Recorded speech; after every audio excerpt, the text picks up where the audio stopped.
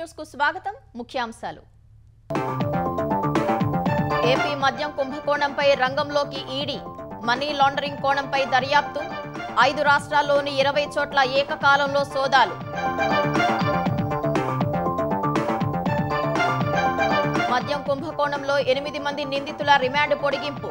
ఈ నెల 26 వరకు పొడిగిస్తూ ఉత్తర్వులు ఇచ్చిన ఏసీబీ కోర్టు. ఆంధ్రప్రదేశ్ అసెంబ్లీ వర్షాకాల సమావేశాలు ప్రారంభం. ఈ నెల 30 వరకు నిర్వహించాలని బీఎస్సీ నిర్ణయం. 18 అంశాలపై చర్చ. మూసీ రివర్ ఫ్రంట్ అభివృద్ధిలో యూకే కంపెనీల భాగస్వామ్యాన్ని కోరిన రేవంత్. సమన్వయం చేసేందుకు బ్రిటిష్ హై కమిషనర్ అంగీకారం.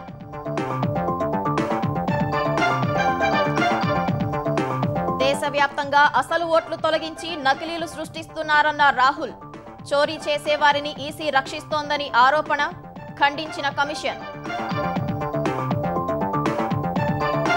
శబరిమలలో విగ్రహాల బంగారు తాపడం బరువు తగ్గడంపై కేరళ హైకోర్టు సీరియస్. విజిలెన్స్ విచారణకు ఆదేశిస్తూ ఉత్తర్వులు. అమెరికా పెన్సిల్వేనియాలో తుపాకీ మోత. దుండగుడి కాల్పుల్లో 3 పోలీసు అధికారుల మృతి. బాధ్యుణ్ణి కాల్చి చంపిన బలగాలు.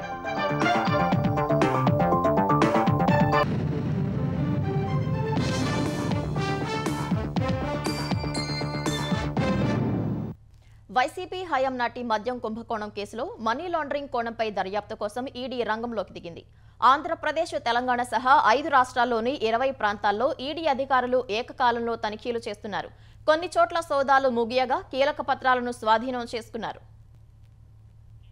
ఢిల్లీ, ఛత్తీస్గఢ్లో చోటు చేసుకున్న మద్యం కుంభకోణాల్లో హవాలా కోణాలు వెలికితీసిన ఎన్ఫోర్స్మెంట్ డైరెక్టరేట్ ఎట్టకేలకు ఏపీలో వైసీపీ హయాం నాటి కుంభకోణంపైన దృష్టి సారించింది. తెలుగు రాష్ట్రాలు సహా తమిళనాడు, కర్ణాటక, ఢిల్లీలో ఒకేసారి సోదాలు చేపట్టింది.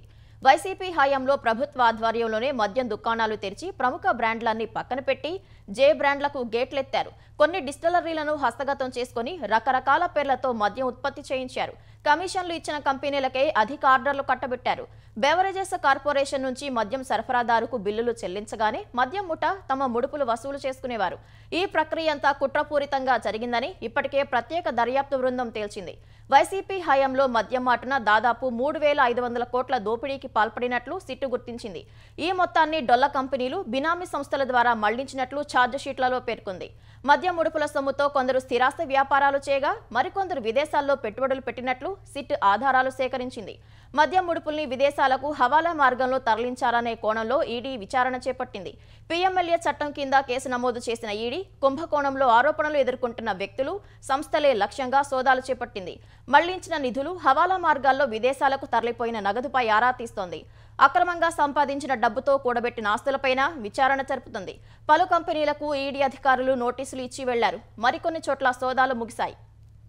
సికింద్రాబాద్ వెస్ట్ మారేడుపల్లిలోని వెల్లింగ్టన్ ఎంక్లేవ్లో ఉన్న వ్యాపారవేత్త బోరుగు రమేష్, ఆయన కుమారుడు విక్రాంత్ నివాసాల్లో 7 గంటల పాటు సోదాలు చేశారు. ఈ సందర్భంగా కీలక పత్రాలు స్వాధీనం చేసుకున్నారు. Caspo legal services private limited, Mahadeva jewellers సహా రాజశ్రీ ఫుడ్స్ లో బోరుగు విక్రాంత్ డైరెక్టర్ గా కొనసాగుతున్నారు. చెన్నైలోని పలు జ్యువెలరీ దుకాణాల్లో కూడా ఈడీ సోదాలు కొనసాగుతున్నాయి. మద్యం కుంభకోణం కేసు నిందితుల రిమాండ్ను విజయవాడ ఏసీబీ కోర్టు ఈ నెల 26 వరకు పొడిగించింది. నిందితుల రిమాండ్ నేటితో ముగియగా సిట్ అధికారులు వారిని ఏసీబీ కోర్టులో హాజరుపరిచారు. డిఫాల్ట్ బెయిల్ పిటిషన్లపై హైకోర్టులో ఇంకా విచారణ సాగుతుందని ప్రాసిక్యూషన్ కోర్టుకు తెలిపింది. అక్కడ నిర్ణయం వెలువడ్డాక ఇక్కడ విచారణ చేస్తామని న్యాయాధికారి చెప్పారు. రెగ్యులర్ బెయిల్ పిటిషన్లు వేస్తామని నిందితుల తరపు న్యాయవాదులు చెప్పగా తర్వాత వాటిపై విచారణ చేస్తామని కోర్టు పేర్కొంది. తనకు అనారోగ్యంగా ఉందని రాజకేశ్ రెడ్డి విన్నవించగా రెగ్యులర్ బెయిల్ పిటిషన్పై విచారణ చేస్తామని న్యాయాధికారి తెలిపారు. ఎంపీ మిథున్ రెడ్డి తరపున నాగార్జున రెడ్డి వాదనలు వినిపించారు. అనంతరం ఈ నెల 26 వరకు రిమాండ్ పొడిగిస్తూ ఏసీబీ కోర్టు ఉత్తర్వులు ఇచ్చింది. మద్యం కేసులో 12 మంది అరెస్టు కాగా ఇప్పటికే 4 నిందితులు బెయిల్పై విడుదలయ్యారు. 8 మంది విజయవాడ, గుంటూరు, రాజమండ్రి జైళ్లలో రిమాండ్పై ఉన్నారు. ఆంధ్రప్రదేశ్ అసెంబ్లీ సమావేశాలు ఈ నెల 30 వరకు జరగనున్నాయి. 10 పని దినాల పాటు అసెంబ్లీ నిర్వహించాలని బీఎస్సీలో నిర్ణయించారు. సభలో చర్చించేందుకు తెలుగుదేశం 18 అంశాలు ప్రతిపాదించింది. ఈ మేరకు ఇవాళ జీఎస్టీ, రేపు జలవనరులపై చర్చించనున్నారు. 22న శాంతి భద్రతలు, 23న వైద్యారోగ్యం, 24న పరిశ్రమలు, 25న సూపర్ 6, 26న క్వాంటం, 27న లాజిస్టిక్స్, 29న స్వర్ణాంధ్ర దిశగా ఏపీ, 30న రాయలసీమ, కోస్తా, ఉత్తరాంధ్ర అభివృద్ధిపై చర్చ జరగనుంది. 20, 21, 28 తేదీల్లో అసెంబ్లీకి సెలవు. ప్రతిరోజు ఉదయం 10 గంటల నుంచి సాయంత్రం 5 గంటల వరకు సభ జరపాలని నిర్ణయించారు. ప్రశ్నోత్తరాలతో పాటు శూన్య గంటలోనూ సభలో మంత్రులు ఉండాలని సీఎం చంద్రబాబు ఆదేశించారు.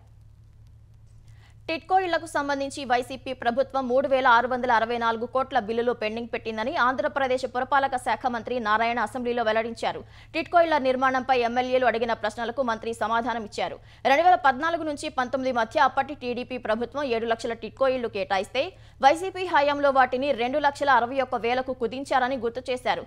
ఆ ఇళ్లను కూడా పూర్తి చేయలేదన్నారు. వైసీపీ ప్రభుత్వం పెండింగ్ పెట్టిన బిల్లులు కలుపుకుంటే ఏపీలో మంజూరు చేసిన టిట్కో ఇళ్లను పూర్తి చేయడానికి 6,300 కోట్ల రూపాయలు అవసరమని మంత్రి నారాయణ తెలిపారు. కాంట్రాక్టర్లకు బకాయిలు చెల్లించేందుకు చర్యలు తీసుకున్నట్లు తెలిపిన మంత్రి ఆగిపోయిన టిట్కో గృహ సముదాయాలను పూర్తి చేసే పనులు ప్రారంభించినట్లు చెప్పారు. 123 కోట్ల రూపాయలు 2019 నుంచి ఆఫీసు కూర్చుంటే 5 సంవత్సరాలు అయిపోయింది అధ్యక్ష.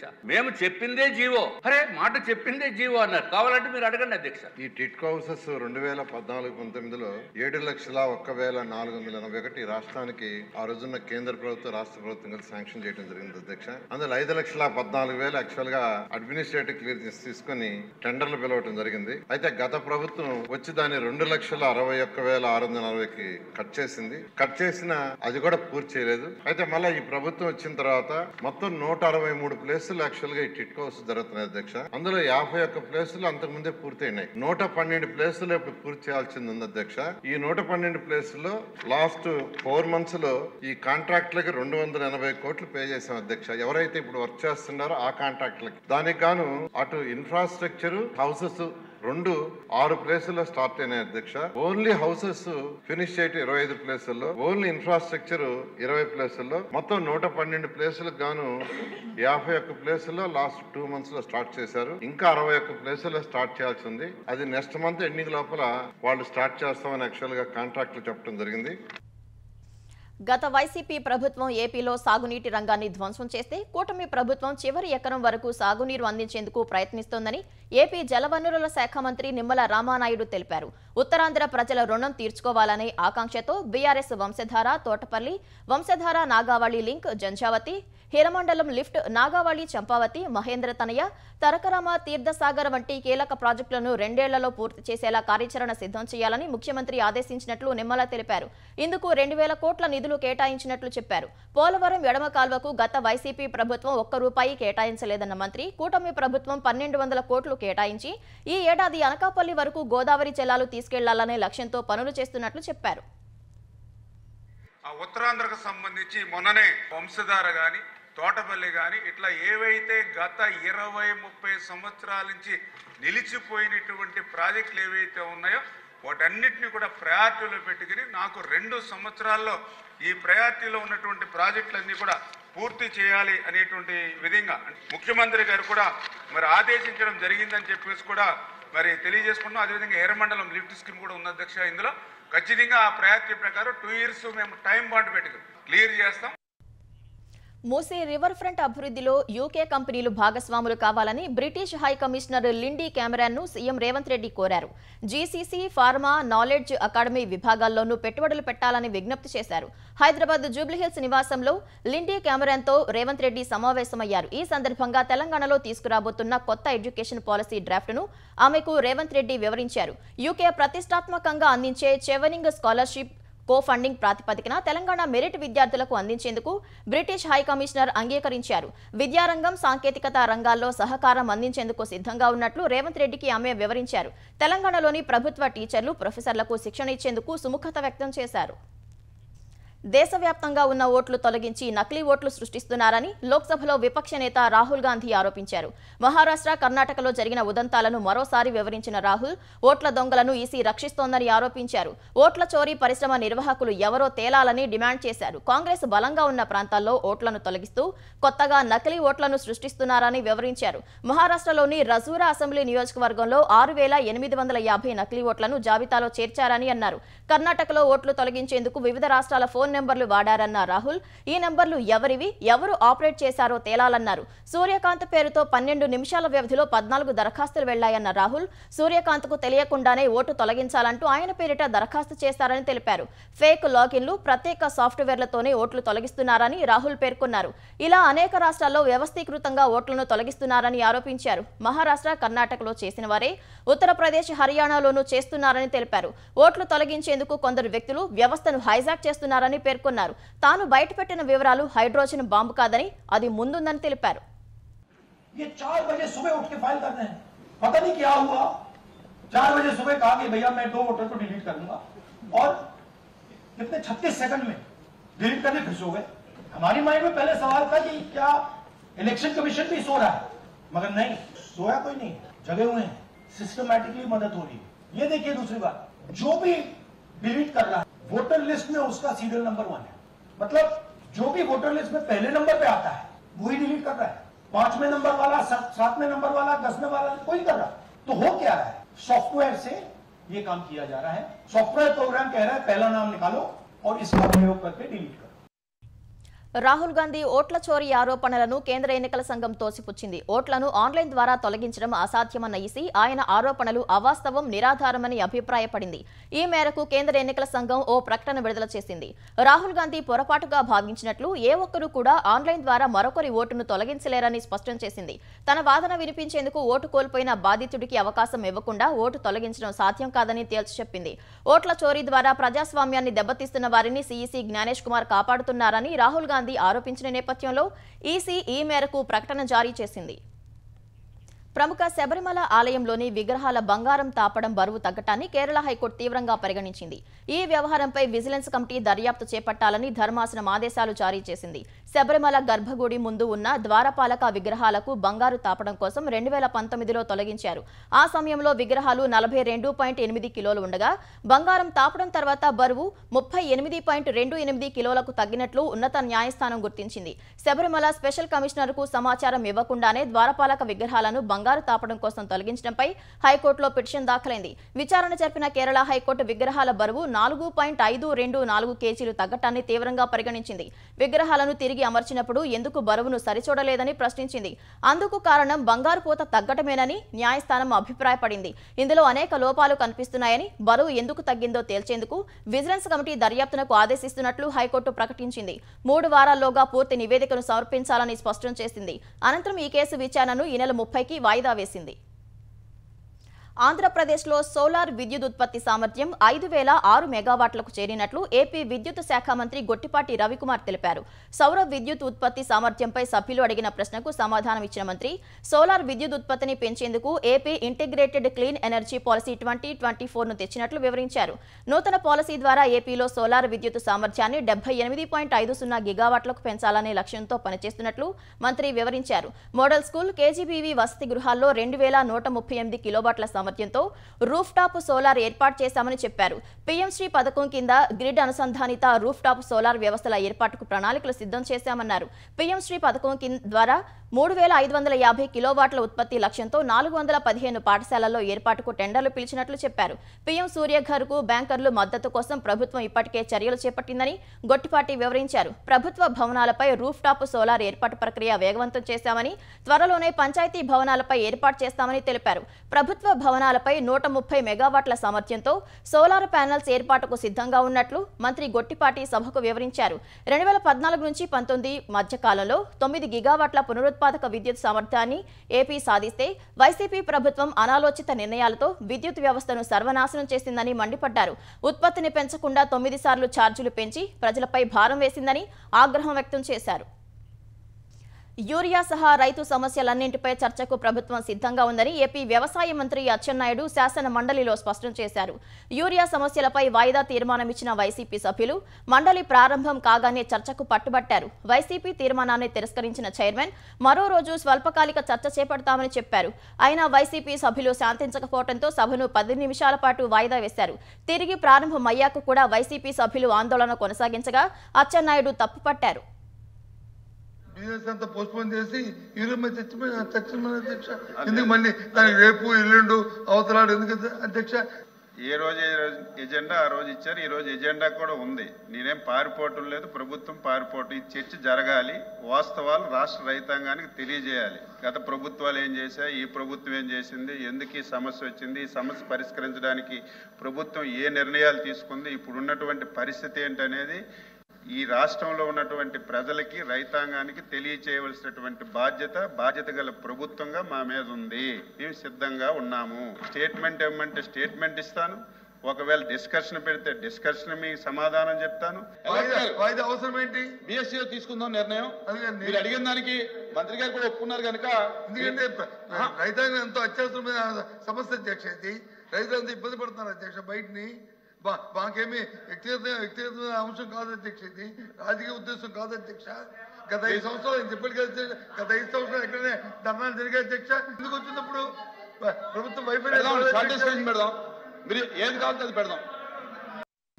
వైసీపీ ప్రభుత్వం 5 ఏళ్లలో అంగన్వాడీలకు 1000 రూపాయలు మాత్రమే పెంచిందని ఏపీ సంక్షేమ శాఖ మంత్రి గుమ్మడి సంధ్యారాణి చెప్పారు. శాసనసభలో ఎమ్మెల్యే కొనతాల రామకృష్ణ అడిగిన ప్రశ్నకు సమాధానమిచ్చిన మంత్రి, ప్రస్తుత తెలుగుదేశం ప్రభుత్వం అంగన్వాడీ వర్కర్లకు 180 రోజుల ప్రసూతి సెలవులు, 20 రోజుల వార్షిక సెలవులు, అలాగే మే నెలలో 15 రోజుల సెలవులు మంజూరు చేసినట్లు తెలిపారు. అంగన్వాడీ వర్కర్లకు 50,000 రూపాయల అవార్డు, అంగన్వాడీ సహాయకులకు 40,000 రూపాయల అవార్డు ఇస్తున్నట్లు వివరించారు. ప్రతి ఏడాది 2 యూనిఫామ్ సెట్లు అందిస్తున్నట్లు చెప్పిన మంత్రి, అంగన్వాడీ వర్కర్లకు 1,00,000, సహాయకులకు 40,000 రూపాయల గ్రాట్యుటీని చెల్లిస్తున్నట్లు చెప్పారు. ప్రధానమంత్రి జీవన్ జ్యోతి బీమా యోజన కింద విధి నిర్వహణలో మరణించిన వారికి 2 లక్షల బీమా కల్పిస్తున్నట్లు చెప్పారు. ఏపీలో మొత్తం 6,732 మినీ అంగన్వాడీ కేంద్రాలుండగా 5,000 మినీ అంగన్వాడీలను సాధారణ అంగన్వాడీ కేంద్రాలుగా మార్చినట్లు మంత్రి తెలిపారు. అసెంబ్లీ సమావేశాల వేళ లాబీలో మార్షల్స్ అతి ప్రవర్తనపై ఏపీ విద్యాశాఖ మంత్రి నారా లోకేష్ ఆగ్రహం వ్యక్తం చేశారు. తన ఛాంబర్ నుంచి బయటకు వస్తున్న సమయంలో లాబీలో ఉన్న ఇతరులను తప్పుకోవాలంటూ మార్షల్స్ హడావిడి చేయగా లోకేష్ అభ్యంతరం తెలిపారు. సభ్యుల వ్యవహారాల్లో మీకేం పని అంటూ మార్షల్స్ పై మండిపడ్డారు. ఇంకా తాడేపల్లి ప్యాలెస్ పాలనలో ఉన్నామనుకుంటున్నారా అంటూ చురకలు అంటించారు. బయటి వ్యక్తులు లోనికి రాకుండా చూసుకోవాలి, కానీ ఎమ్మెల్యేల వ్యవహారంలో జోక్యం వద్దని మార్షల్స్ కు లోకేష్ హితవు పలికారు. భారీ వర్షాల కారణంగా రేపు జరగాల్సిన మెగా డిఎస్సి సమావేశాన్ని ఆంధ్రప్రదేశ్ ప్రభుత్వం వాయిదా వేసింది. డిఎస్సి అర్హత సాధించిన అభ్యర్థులకు రేపు ముఖ్యమంత్రి చంద్రబాబు, విద్యాశాఖ మంత్రి నారా లోకేష్ ప్రజాప్రతినిధులు నియామక పత్రాలు అందజేయాలని గతంలో నిర్ణయించారు. ఇందుకు అసెంబ్లీ వెనుక ప్రాంగణంలో ఏర్పాట్లు కూడా చేపట్టారు. అయితే వరుసగా వర్షాలు ఉండటం అసెంబ్లీ వెనుక ప్రాంతం కార్యక్రమ నిర్వహణకు అనుకూలంగా లేనందున రేపటి కార్యక్రమం ప్రభుత్వం వాయిదా వేసింది. నెల్లూరులో ఇసుక టిప్పర్ ఢీకొట్టడం వల్ల చనిపోయిన 7 కుటుంబాలకు 5 లక్షల చొప్పున పరిహారం అందించాలని ముఖ్యమంత్రి చంద్రబాబు అధికారులను ఆదేశించారు. సంగం మండలం పెరమన వద్ద టిప్పర్ రాంగ్ రూట్లో అతివేగంగా వచ్చి కారును ఢీకొంది. ఈ ఘటనలో ఇందుకూరుపేటకు చెందిన శ్రీనివాసులు, రాధ, శారమ్మ, బాలవెంగయ్య, శ్రీనివాసులు, లక్ష్మి, బ్రహ్మయ్య మృతి చెందారు. బాధిత కుటుంబాలకు అండగా ఉంటామని భరోసా ఇచ్చిన సీఎం ప్రమాదంపై విచారణ జరిపి బాధ్యులపై కఠిన చర్యలు తీసుకోవాలని అధికారులకు సూచించారు. అనంతపురం జిల్లా పామిడిలో దారుణం చోటు చేసుకుంది. కన్న తండ్రిని కుమారుడు రోకలి బండతో తలపై మోది హత్య చేసిన ఘటన కలకలం రేపింది. మద్యం తాగి నిత్యం తన తల్లిని వేధిస్తున్నాడని కన్న తండ్రిని తనయుడు హతమార్చాడు. గుంతకల్ నియోజకవర్గం పామిడిలోని బెస్త వీధిలో సుధాకర్ అనే వ్యక్తి డ్రైవర్గా పనిచేస్తూ ఉండేవాడు. నిత్యం మద్యం మత్తులో భార్య మీనాక్షిని ఇబ్బంది పెట్టేవాడు.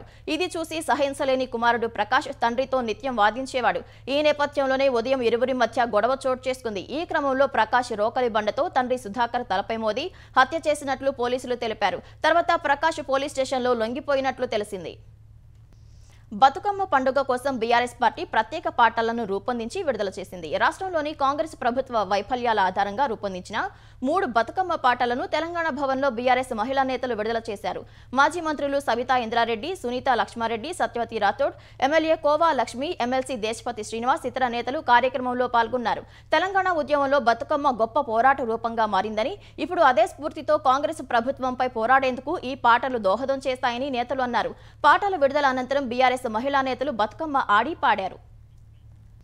అమెరికా పెన్సిల్వేనియాలో కాల్పులు కలకలం సృష్టించాయి. ఉత్తర కొడరస్లో ఓ దుండగుడు విచక్షణారహితంగా జరిపిన కాల్పుల్లో 3 పోలీసు అధికారులు చనిపోయారు. మరో 2 గాయపడ్డారు. ఓ కేసు విచారణ కోసం పోలీసులు వెళ్లగా దుండగుడు కాల్పులు జరిపినట్లు అధికారులు తెలిపారు. పోలీసులు జరిపిన కాల్పుల్లో దుండగుడు హతమయ్యాడని వెల్లడించారు. అయితే నిందితుడి పూర్తి వివరాలు వెల్లడించలేదు. క్షతగాత్రుల పరిస్థితి ఆందోళనకరంగా ఉందని వారికి చికిత్స చేస్తున్న యార్క్ ఆసుపత్రి వర్గాలు తెలిపాయి. ప్రోటోకాల్ ప్రకారం చికిత్స అందిస్తున్నామని వెల్లడించాయి. ఈ దుఃఖం భరించలేనిదని Pennsylvania police commissioner Christopher Paris అన్నారు. కాల్పుల ఘటనపై న్యాయమైన సమర్థ దర్యాప్తు నిర్వహిస్తామని చెప్పారు. ఇటీవలే ఉటా విశ్వవిద్యాలయంలో సంప్రదాయవాది అమెరికా అధ్యక్షుడు డొనాల్డ్ ట్రంప్ సన్నిహితుడు చార్లీ కార్క్ హత్య ఘటన మరొక ముందే మరో కాల్పుల ఘటన చోటు చేసుకోవటం అమెరికాలో చర్చనీయాంశమైంది. అమెరికాకు చెందిన ఫెడరల్ రిజర్వ్ కీలక వడ్డీ రేట్లను స్వల్పంగా తగ్గించింది. ఈ ఏడాది తొలిసారి వడ్డీ రేట్లలో 25 బేసిస్ పాయింట్ల మేర కోత విధించింది. అమెరికా కార్మిక మార్కెట్ పరిస్థితులపై ఆందోళన మధ్య ఈ ఏడాది మరో 2 సార్లు కీలక వడ్డీ రేట్లను తగ్గించనున్నట్లు ఫెడరల్ రిజర్వ్ సంకేతాలిచ్చింది. Federal Reserve chairman Jerome Powell అధ్యక్షతన జరిగిన భేటీలో ఈ మేరకు నిర్ణయం తీసుకున్నారు. గతేడాది డిసెంబర్లో స్వల్పకాలిక వడ్డీ రేట్లను 4.3% నుంచి 4.1%కి తగ్గించింది. సుంకాలు వలసలను కట్టడి చేసేందుకు తీసుకుంటున్న కఠిన చర్యలు, ద్రవ్యోల్బణం, ఆర్థిక వ్యవస్థపై ట్రంప్ పాలనా విధానాల ప్రభావాన్ని అంచనా వేస్తున్నందున ఈ ఏడాది ఇంతవరకు కీలక వడ్డీ రేట్లలో ఫెడరల్ రిజర్వ్ ఎలాంటి మార్పులు చేయలేదు. నేపాల్లో శాంతి పునరుద్ధరణకు భారత్ మద్దతిస్తుందని ప్రధాని నరేంద్ర మోదీ తెలిపారు. ఇటీవల తాత్కాలిక ప్రధానిగా బాధ్యతలు చేపట్టిన జస్టిస్ సుశీలా కర్కీతో ప్రధాని మోదీ ఫోన్లో మాట్లాడారు. జంజడ్ ఆందోళనల సమయంలో హింసాత్మక ఘటనల్లో ప్రాణాలు కోల్పోయిన వారికి సంతాపం తెలిపారు. ఈ మేరకు సామాజిక మాధ్యమం ఎక్స్లో ప్రధాని ఓ పోస్టు పెట్టారు. నేపాల్లో సుస్థిరత కోసం ప్రయత్నిస్తున్న జస్టిస్ సుశీలా కర్కీ నేతృత్వంలోని తాత్కాలిక ప్రభుత్వానికి భారత్ మద్దతు ఉంటుందని ప్రధాని మోదీ భరోసా ఇచ్చారు. ఈ నెల 19న నేపాల్ జాతీయ దినోత్సవాన్ని పురస్కరించుకొని జస్టిస్ సుశీలా కర్కీకి అక్కడి ప్రజలకు శుభాకాంక్షలు తెలిపారు. ఉత్తరాఖండ్ చమోలి జిల్లాలో భారీ వర్షానికి కొండ చర్యలు విరిగిపడి 14 మంది గల్లంతయ్యారు. 20 మంది గాయపడ్డారు. నందానగర్లో 6 ఇళ్లు మట్టి పెళ్లలో కింద కూరుకుపోగా ఎన్డీఆర్ఎఫ్, ఎస్డీఆర్ఎఫ్ సిబ్బంది సహాయ చర్యలు చేపట్టారు. అత్యవసర సేవల కోసం ప్రత్యేక వైద్య బృందం అక్కడే ఉంది. మోకు నదికి వరద పోటెత్తగా నందానగర్లోని ధుర్మా గ్రామంలో 12 ఇళ్లు దెబ్బతిన్నాయి. కుంత్రి, లగాపాలి, కుండి, బన్స్వాడ గ్రామాలు తీవ్రంగా దెబ్బతిన్నట్లు కలెక్టర్ సందీప్ తివారీ తెలిపారు. కొండ చర్యలు విరిగిపడి మోసుకుపోయిన రోడ్లను పునరుద్ధరించేందుకు జేసీబీలను తరలించినట్లు చెప్పారు. ఇళ్లు కోల్పోయిన వారిని పునరావాస కేంద్రాలకు తరలించామని వెల్లడించారు. పరిశ్రమల అంచనాలకు అనుగుణంగా విధానాలు రూపొందించి అమలు చేస్తున్నట్లు ఆర్థిక మంత్రి నిర్మలా సీతారామన్ తెలిపారు. పెట్టుబడులు పెట్టి తమ సామర్థ్యాలను మరింత విస్తరించడం ఇక పరిశ్రమల వంతని చెప్పారు. ఢిల్లీలో ఇండియన్ ఫైనాన్షియల్ క్వాలిటీ మేనేజ్మెంట్ నిర్వహించిన కార్యక్రమంలో పాల్గొన్న ఆమె యువతకు నైపుణ్యాలు అందించే విషయంలో ప్రభుత్వంతో కలిసి పనిచేయాలని పరిశ్రమలను కోరారు. కేవలం బడ్జెట్కు ముందు కాకుండా ఏడాది మొత్తం ప్రభుత్వంతో సంప్రదింపులు జరుపుతుండాలని నిర్మలా సీతారామన్ సూచించారు. ప్రభుత్వ పరంగా పన్ను సంస్కరణలు, కొన్ని రంగాల్లో ఎఫ్డీఏ పరిమితులను ఎత్తివేయడం సహా ఇతర విప్లవాత్మక నిర్ణయాలు తీసుకున్నట్లు చెప్పారు. మరిన్ని పెట్టుబడులు పెట్టేందుకు పరిశ్రమలు సంకోచించాల్సిన అవసరం లేదన్నారు. ఎంఎస్ఎంఈలకు రుణాలు సులభంగా లభించేలా ప్రతి ఎంఎస్ఎంఈ క్లస్టర్లలో సిడ్బీ బ్యాంకును ఏర్పాటు చేశామని నిర్మలా సీతారామన్ తెలిపారు. భారత్పై విధించిన 25% అదనపు సుంకాలను త్వరలో అమెరికా తొలగించే అవకాశం ఉందని కేంద్ర ప్రభుత్వ ప్రధాన ఆర్థిక సలహాదారు వి అనంత నాగేశ్వరన్ ఆశాభావం వ్యక్తం చేశారు. నవంబర్ 30 తర్వాత కొన్ని దిగుమతులపై విధించిన అదనపు సుంకాలను ఉపసంహరించుకునే అవకాశం ఉందన్నారు. కోల్కతాలో జరిగిన ఓ కార్యక్రమంలో పాల్గొన్న అనంత నాగేశ్వరన్ ఇటీవల భారత్, అమెరికా మధ్య 6వ విడత చర్చలు సానుకూలంగా జరిగినట్లు చెప్పారు. భౌగోళిక, రాజకీయ పరిస్థితులు 25% అదనపు సుంకాలకు దారితీశాయన్నారు. 2 వారాల్లో జరిగిన పరిణామాలను చూస్తే నవంబర్ 30 తర్వాత 25% అదనపు సుంకాలను అమెరికా ఎత్తివేసే అవకాశం ఉందని నాగేశ్వరన్ విశ్వాసం వ్యక్తం చేశారు. రాబోయే 2 నెలల్లో ఇరు దేశాల మధ్య నెలకొన్న సుంకాల వివాదానికి శుభం కాటుపడుతుందని ఆయన ఆశాభావం వ్యక్తం చేశారు. ప్రస్తుతం ఏటా $850 బిలియన్ ఉన్న భారత్ ఎగుమతులు $1 ట్రిలియన్ చేరుకోనున్నట్లు నాగేశ్వరన్ తెలిపారు. ముఖ్యాంశాలు మరోసారి. ఏపీ మద్యం కుంభకోణంపై రంగంలోకి ఈడీ, మనీ లాండరింగ్ కోణంపై దర్యాప్తు, 5 రాష్ట్రాల్లోని 20 చోట్ల ఏకకాలంలో సోదాలు. మద్యం కుంభకోణంలో 8 మంది నిందితుల రిమాండ్ పొడిగింపు. ఈ నెల 26 వరకు పొడిగిస్తూ ఉత్తర్వులు ఇచ్చిన ఏసీబీ కోర్టు. ఆంధ్రప్రదేశ్ అసెంబ్లీ వర్షాకాల సమావేశాలు ప్రారంభం. ఈ నెల 30 వరకు నిర్వహించాలని బీఎస్సీ నిర్ణయం. 18 అంశాలపై చర్చ. మూసీ రివర్ ఫ్రంట్ అభివృద్ధిలో యూకే కంపెనీల భాగస్వామ్యాన్ని కోరిన రేవంత్. సమన్వయం చేసేందుకు బ్రిటిష్ హై కమిషనర్ అంగీకారం.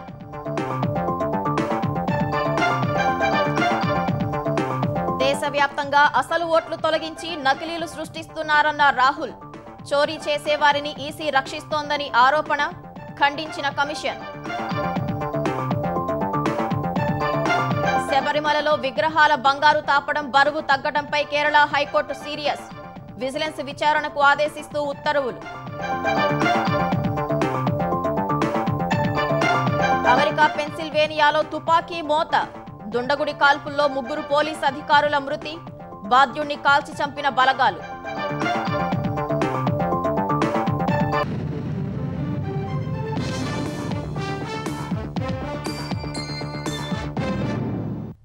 ఈటీవీ న్యూస్ సమాప్తం. నమస్కారం.